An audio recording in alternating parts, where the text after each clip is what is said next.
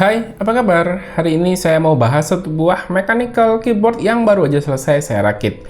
Jadi ini adalah mechanical keyboard yang full custom pertama yang saya punya dan sekaligus keyboard 60% pertama yang saya punya juga. Maksudnya full custom itu jadi keyboard ini tuh dibeli semuanya secara terpisah. Case-nya sendiri, PCB-nya sendiri, switch sama keycaps-nya juga sendiri. Nyicil dicari partnya satu persatu. Total build dari keyboard ini ngabisin dana sekitar 2 jutaan, yang nantinya bakal kita breakdown satu persatu ya.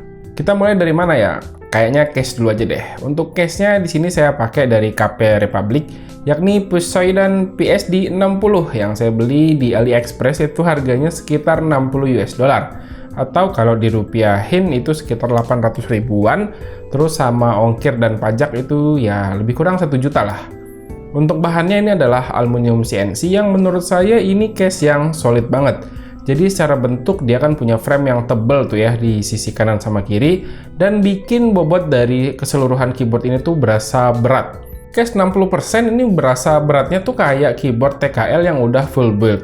Lanjut ke bagian PCB, ini saya pakai PCB yang umum banget dan bisa ditemui di marketplace lokal. Nanti link pembelian saya taruh aja di kolom deskripsi. Jadi ini adalah PCB dari KB Defense yakni DZ60 RGB V2.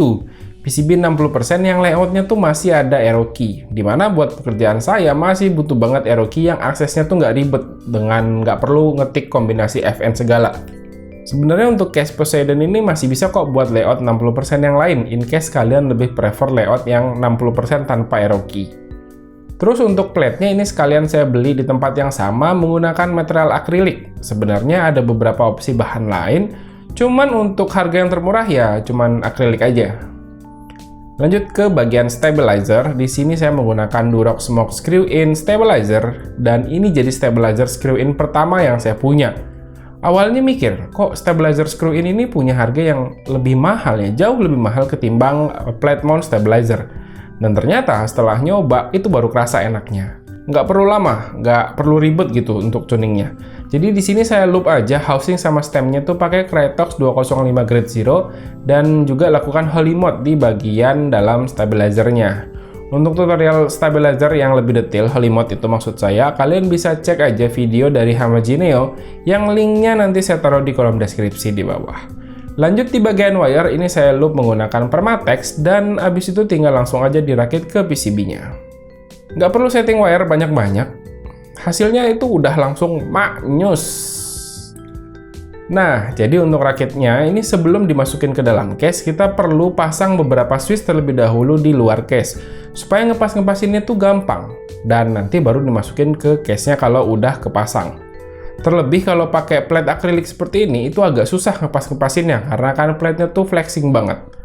Terus untuk switch-nya, di sini saya pakai KTT Tofu yang udah pernah saya pakai di beberapa build keyboard saya sebelumnya. Switch ini switch budget dan udah saya loop menggunakan Krytox 205 Grade Zero untuk housing sama stemnya, sementara untuk GPL 105 di bagian spring. Kalau udah kepasang switchnya, ini lanjut kembali ke case. Jadi karakteristik case aluminium itu biasanya bakal ngasilin suara yang lumayan bergema atau hollow kalau masih nyisain banyak rongga di bagian bawah PCB-nya. So, supaya nggak terlalu menggema, ini saya kasih EVA foam 2 mm sebanyak 2 lapis yang saya custom sendiri dari bahan mentahan. Nggak rapi-rapi amat, tapi ya nggak apa-apa lah, yang penting kan sesuai fungsinya. Terakhir, sebelum dipasang saya kasih tape mod sebanyak 1 lapis di bagian bawah PCB-nya. Tapi mohon maaf nih, saya lupa bikin footage-nya dan baru ingat setelah semuanya dirakit. Habis itu tinggal kita masukin aja ke dalam case-nya dan langsung dibaut ke beberapa bagian. Jadi ini kayaknya ada 5 titik yang bisa dibaut. Cuman saya pakai 2 titik aja di bagian kanan sama kiri supaya hasil akhirnya tuh nggak terlalu stiff. Terakhir nih, untuk keycaps saya pakai keycaps Blue and Red Samurai dari Akko. Keycaps dengan bahan PBT double shot dan menggunakan ASA profile. Profil keycaps yang sangat tinggi mirip-mirip dengan SA profile yang punya sound signature itu sangat khas menurut saya. Oke, di sini saya pakai warna yang birunya aja karena lebih masuk dengan warna case-nya yang abu-abu. Dan inilah build akhir dari Poseidon PSD 60 Defender.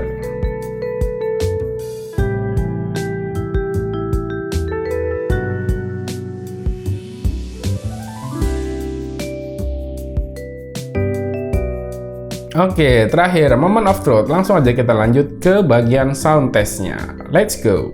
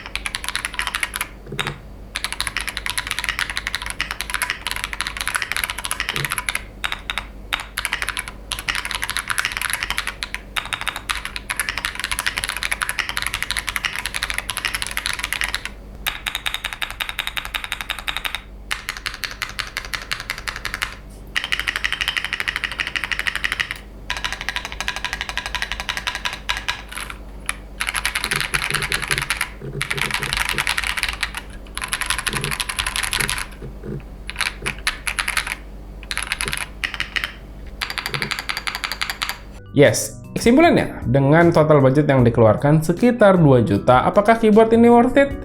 Worth it atau enggak sebenarnya balik lagi ya, tergantung ke budget yang kalian punya. Kalau punya budget lebih dan ingin merasakan keyboard custom yang unik, terutama dari desain yang case-nya tuh nggak pasaran gitu, ini sih layak banget untuk dicoba. Dari build ini yang paling saya suka adalah suara yang clacky dan keys pada bagian terdapat stabilizer, itu tuh suaranya sangat satisfying banget buat telinga saya. Dan ya, segitu dulu aja ya untuk video kali ini. Buat kalian yang pengen beli atau penasaran dengan part yang ada dalam keyboard ini, kalian bisa langsung aja cek di kolom deskripsi di bawah, link pembeliannya udah saya taruh. Dan terima kasih ya buat yang udah nonton, silahkan like dan share video ini jika menurut kalian video ini bermanfaat. Dan pamit, sampai jumpa di video berikutnya. Bye!